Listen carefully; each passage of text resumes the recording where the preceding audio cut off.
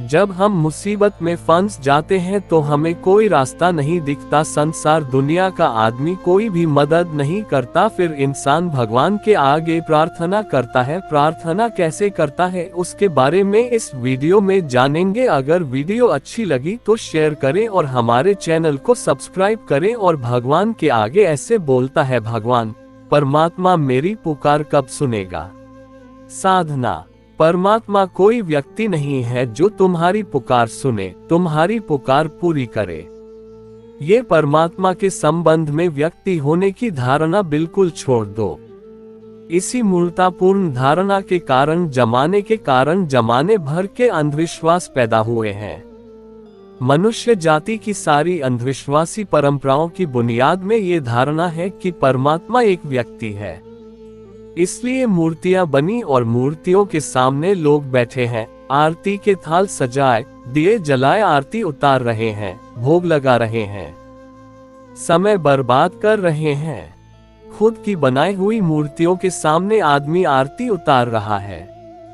इससे तो अच्छा हो कि एक आईना रख लो और उसमें अपनी तस्वीर देखो, उसकी आरती उतारो, क्योंकि तुम्हारी प्रतिमाएं तुम्हारी ही तस्वीरें हैं। पहली बात, साधना। ख्याल रखो, परमात्मा कोई व्यक्ति नहीं है। परमात्मा उस परम ऊर्जा का नाम है जो सब में व्याप्त है। उसे पुकारने की जरूरत नहीं है, उसे अपने भीतर अनुभव करने की जरूरत है। पुकार का मतलब प्रार्थना और अनुभव करने का अर्थ है ध्यान। और लोग पुकार ही रहे हैं।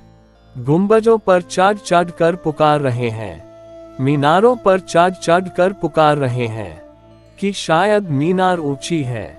मस्जिदों के किनारे मीनारें खड़ी हैं, वहां से चढ़ कर पुकार रहे हैं कि शायद यहां से सुनाई पड़ जाए। इन सबको न्यूयॉर्क चले जाना चाहिए, जहां 100-125 मंजिल ऊंचा मकान होता है। उसके ऊपर छत पर खड़े होकर पुकारो, वहां से शायद सुनाई पड़ जाए, क्योंकि परमात्मा निश्चित वहां से करीब होगा, थोड़ा करीब तो होगा ही। और खुश भी होगा कि वाह भक्त इतनी करीब आ गया, बिल्कुल बादलों के करीब। कभी कभी तो बादल इन मकानों के नीचे पड़ जाते हैं। बरसात के दिनों में जब बादल घने होते हैं तो मकानों के नीचे पड़ जाते हैं। हवाई जहाज जाकर इन मकानों से टकरा जाते हैं। ईश्वर कोई व्यक्ति नहीं है, पुकारना व्यर्थ है। साधना। और तेरा इतना प्यारा नाम है साधना। साधना में पुकार वगैरह नहीं होती। साधना में तो जागरण की प्रक्रिया है, ध्यान है। जागो। तू कहती है परमात्मा मेरी पुकार कब सुनेगा, और ध्यान से भी प्रार्थना उठती है निश्चित, लेकिन वह प्रार्थना सिर्फ धन्यवाद की होती है। और धन्यवाद भी किसी के प्रति नहीं होता, समस्त के प्रति होता है। वृक्षों के प्रति, चांद तारों के प्रति, बदलियों के प्रति, सूरज के प्रति, लोगों के प्रति, पृथ्वी के प्रति, पशुओं के, पक्षियों के प्रति, ये जो सारा अस्तित्व है, ये जो अखंड विस्तार है, इस सब के प्रति धन्यवाद होता है। इस सब ने कितना दिया है। सूरज ने किरणें दी हैं, उसके बिना जी न सकोगे। हवा ने श्वास दी है, उसके बिना जी न सकोगे। जमीन ने भोजन दिया है, उसके बिना जी न सकोगे। सबका अनुदान है। एक छोटे से घास के फूल को भी सारे अस्तित्व ने मिलकर बनाया है। कहीं से रंग, कहीं से प्राण, कहीं से आकृति, सारे जगत का अनुदान है। इसलिए महाकवि टेनिसन का ये वचन ठीक है कि अगर मैं एक फूल को भी पूरा समझ लूं, तो सारा अस्तित्व मेरी समझ में आ जाएगा, आ ही जाएगा। क्योंकि एक फूल को पूरा समझने का अर्थ होगा इसके सारे उन स्रोतों को भी समझ लेना जहां से इस फूल को जीवन मिला है। सारा अस्तित्व संयुक्त है। इस संयुक्तता का नाम परमात्मा है।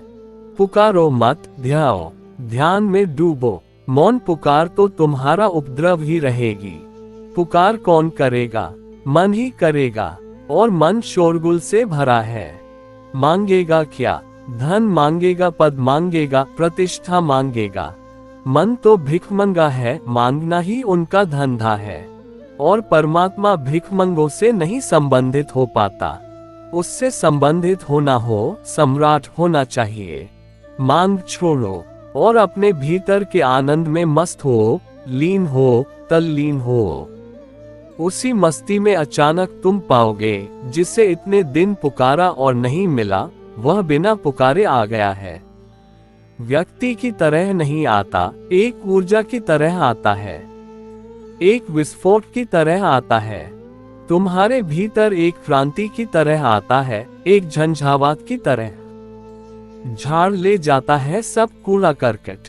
एक बाढ़ की तरह आता है, स्वच्छ कर जाता है तुम्हारे तटों को, कूल किनारों को, और तुम्हारे प्राणों को एक नई ताजगी से भरा जाता है। ऐसी ताजगी जो फिर खोती नहीं। फिर धन्यवाद उठ सकता है, फिर प्रार्थना उठ सकती है, मगर उस प्रार्थना में कोई मांग नहीं होगी। ये भी सवाल नहीं होगा कि वह सुनेगा, किसी को सुनानी थोड़ी है। यह आग्रह भी वासना है कि परमात्मा सुने। ये तो परमात्मा को भी अपने काबू में लाने की कोशिश है। तो भक्तगण रो रहे हैं मंदिरों में, छाती पीट रहे हैं, हुसैन हुसैन चिल्ला रहे हैं, कोई कुछ और कर रहे हैं, इस आशा में कि इस भांति मजबूर कर देंगे उसको सुनने के लिए। ये तो चालबाजी हुई, राजनीति हुई। तुम परमात्मा के भी मालिक होना चाहते हो, क्या करना है सुना कर उसको, और वहां कोई सुनने वाला है भी नहीं। जरूर एक प्रार्थना है, मगर वह ध्यान की सुर भी है। ध्यान में जब आनंद फलता है भी, और जब रस झरता है, और जब अमृत का स्वाद प्राणों में फैलता है, तो स्वभावतः उस मौन में एक धन्यवाद होता है। कहाँ भी जाता बस होता है। आंसू भी बह सकते हैं, मगर बहाए नहीं जाते, छाती पिटी नहीं जाती, सहज स्वस्फूर्त। मैंने खामोश निगाहों से तुम्हें पूजा है, मैंने खामोश निगाहों से तुम्हें पूजा है। अपने अरमानों की खुशबू को बिखेरा भी नहीं, अपने अरमानों की खुशबू को बिखेरा भी नहीं। दिल में जज्बात का तूफान छिपाने के लिए तस्करा प्यार का मैंने कभी छेड़ा भी नहीं। मैंने खामोश निगाहों से तुम्हें पूजा है। मैंने वो ख्वाब तुम्हारे जो कभी देखे थे, मैंने वो ख्वाब तुम्हारे जो कभी देखे थे, उनकी ताबीर मेरे दिल की तकदीर नहीं। मेरी चाहत का तो अंदाज जुदा गाना था, मेरी चाहत का तो अंदाज जुदा गाना था। गर मिलन हो न सका प्यार की तहकीर नहीं। मैंने खामोश निगाहों से तुम्हें पूजा है। दिल में गुजरे हुए लम्हों की कसम बाकी है, दिल में गुजरे हुए लम्हों की कसम बाकी है। जिंदगी के लिए एक ये भी सहारा होगा। तुमको पाने की तमन्ना ने तो दम तोड़ दिया, तुमको पाने की तमन्ना ने तो दम तोड़ दिया। तुमसे पाया जो ये गम तो हमारा होगा। मैंने खामोश निगाहों से तुझे पूजा है, अपने अरमानों की खुशबू को बिखेरा भी नहीं।